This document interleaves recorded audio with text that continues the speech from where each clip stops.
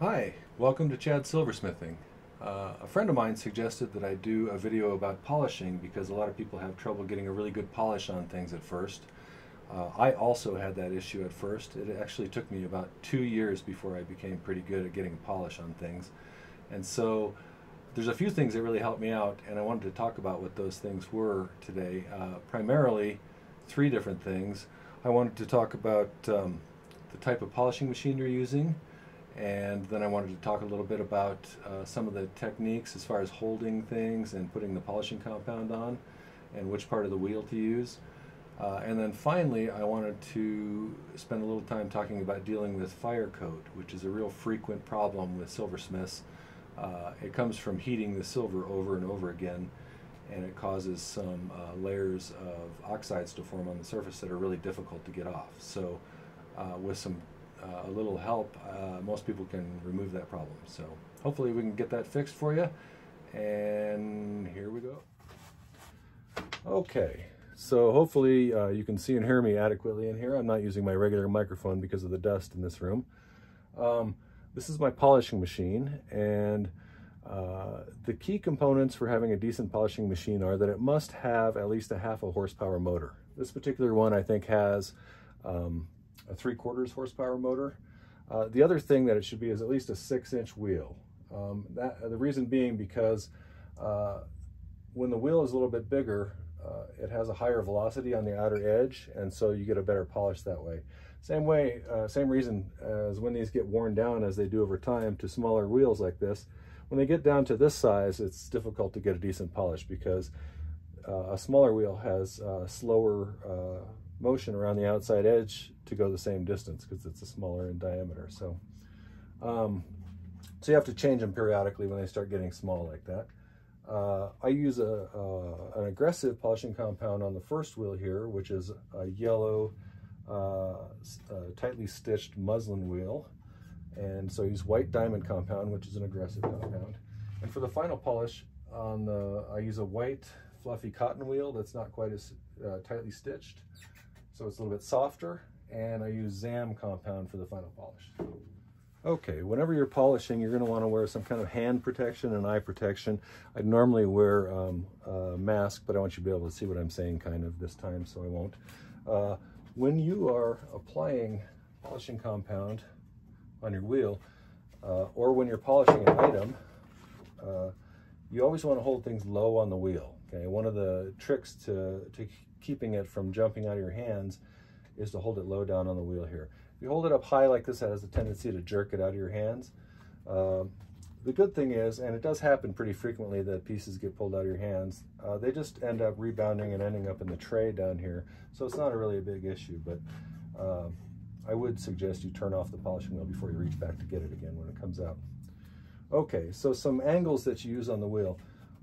When I'm polishing, like a ring, for instance, like this one, I usually I'll hold it with two hands like this, one hand in particular holding tightly onto it, the other one pushing in, and I'll push it into the wheel, okay?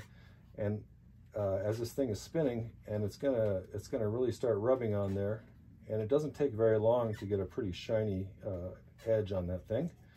So I'll go all the way around this one, flip it over, go all the way around this side, and then I'll approach the outside edge of the ring in this direction between two fingers like that, and I'll use my other hand as kind of a balance point, and then I'll grind it in there pretty thoroughly, and then I'll rotate it, grind it in, rotate it, grind it in, and keep doing it.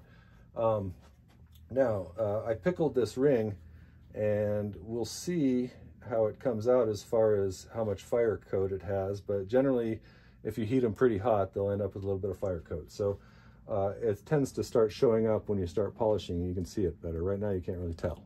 So next I'm going to go ahead and start polishing here so you can see.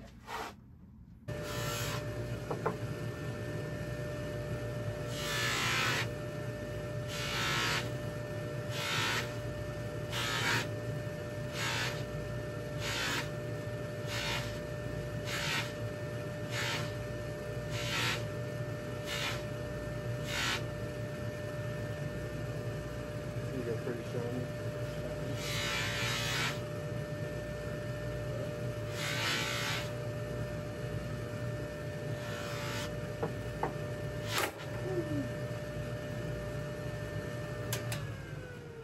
there's a good example of what happens periodically when a piece of jewelry escapes you. Luckily, it bounced right back out here so I could grab it. But the good thing is, most of the time, jewelry will survive that. Even the stones are surprisingly tough when you bang them into that thing that hard. But I'm going to go ahead and start again.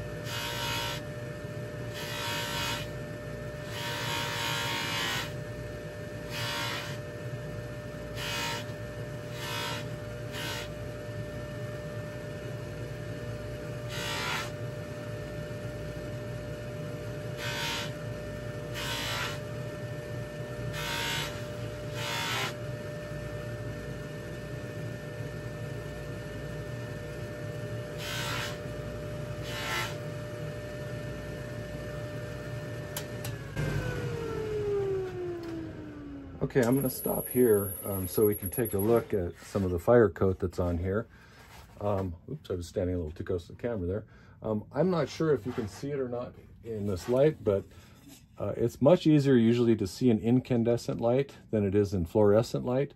So I'm hoping that I'm holding this in your view, but not sure how good a light this is here. But what you'll find is there's little hazy patches in here, and that's formed because the copper that's in the mix that makes up the sterling silver, some of it rises to the surface and it forms two layers of different kinds of copper oxide. And so it forms kind of these hazy layers. The top one's usually kind of dark colored, and the one right underneath it is sort of coppery colored. And the trick to getting a ring really polished well, or a piece of jewelry really polished well, is getting rid of both of those layers until you get back down to the pure sterling silver, okay?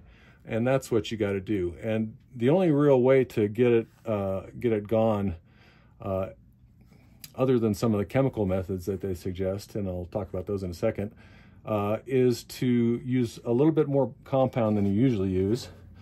So frequently apply compound, and also to change the direction that you're hitting the piece from so that the polishing wheel hits it from multiple different directions, and that seems to speed up the process of removing those layers.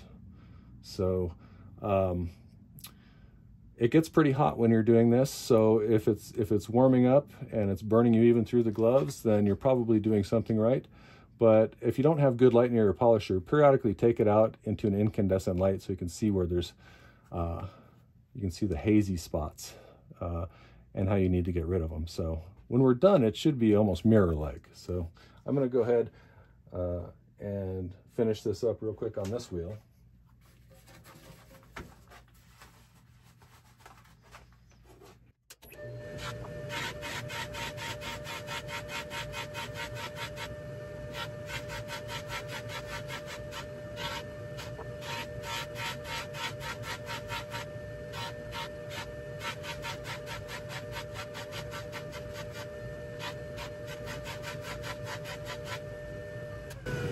Okay, so we're getting pretty good on there, I think. I don't know, I still see a little haze over there, so I'll probably hit that again in a sec to get it really shiny. But I wanted to talk about some of the chemical ways that they use to get rid of fire coat. And I've honestly tried one before. I bought some spray-on stuff that you're supposed to use before you flux, and I found there to be zero difference between using it and not using it.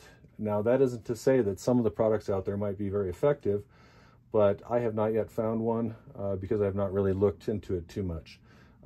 Perhaps in a future video, I'll explore some of those different chemicals and we'll see how they work.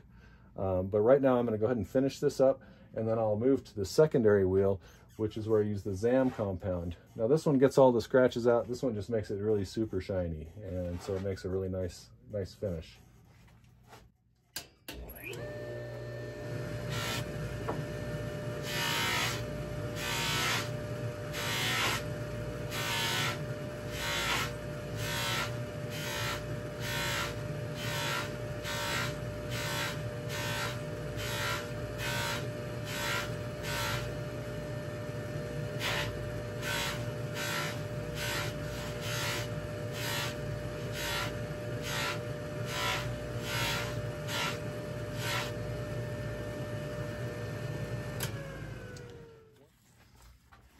One last thing that I'd like to mention about doing this, and it's the primary problem beginners have when they start polishing, is they don't press hard enough.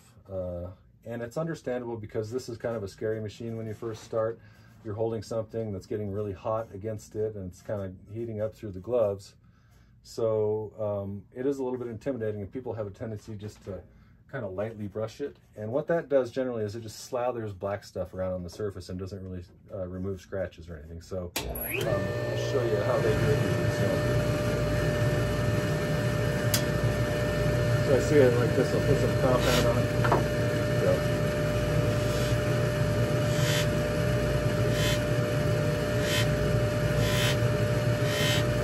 And if you do that, you'll never ever get a good polish on it. So I'm going to move to the next one. Put a little ZAM on it. And I do pretty much the same thing that I did on the other wheel, but I don't spend near as much time on it.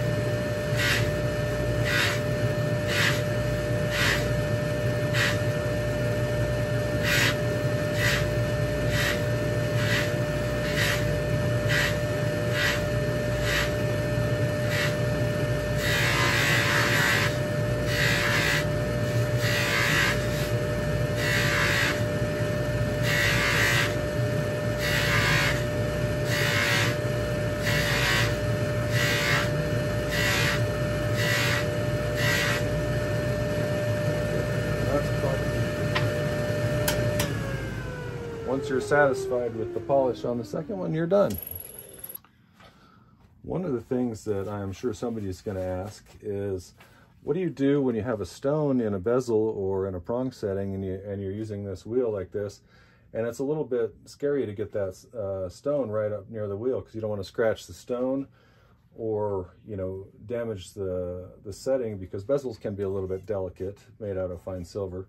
So the way to deal with that is you typically put the stone off to the side of the wheel, and if you apply a little compound on the edge here, you can also use that edge to get the side of the bezel here like this by rotating around like that on a ring, for instance, or on a pendant.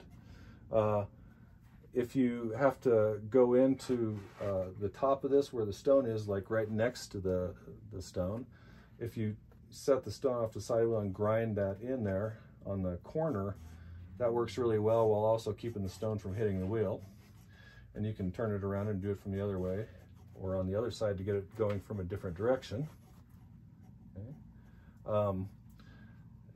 A way to avoid having things jump out of your hands a lot is the wheel's spinning this way, and so if you're holding the ring with the wire going this way, it's going to be a lot more tempted to grab that thing out of your hand and throw it there. If you can, go along the length of the wheel, but again, be careful you don't hit the stone on the wheel, because some stones won't survive that, so you got to be a little careful about that. But you want to keep going, apply a compound periodically, use a lot of pressure, and really go after it. And again, use the corners of the wheel to get around the stone. You can kind of avoid the stone that way. Okay, well, hopefully that showed you some tips on how to get things looking a little shinier. The key components being using you know, a powerful enough polishing machine, at least a half a horsepower, figuring out the best ways to use the edges and corners of the wheel, as well as applying adequate pressure and putting on not too much polishing compound also helps. And then finally, using a lot of pressure, extra compound, and hitting it from different directions to deal with fire coat. So that's about all I had to say today. If you enjoyed this video or you found it useful, I'd really appreciate it if you'd hit the like button and subscribe to my channel, and feel free to share it with other people. And if you have any comments or suggestions, I appreciate the input. So thank you very much and have a nice day.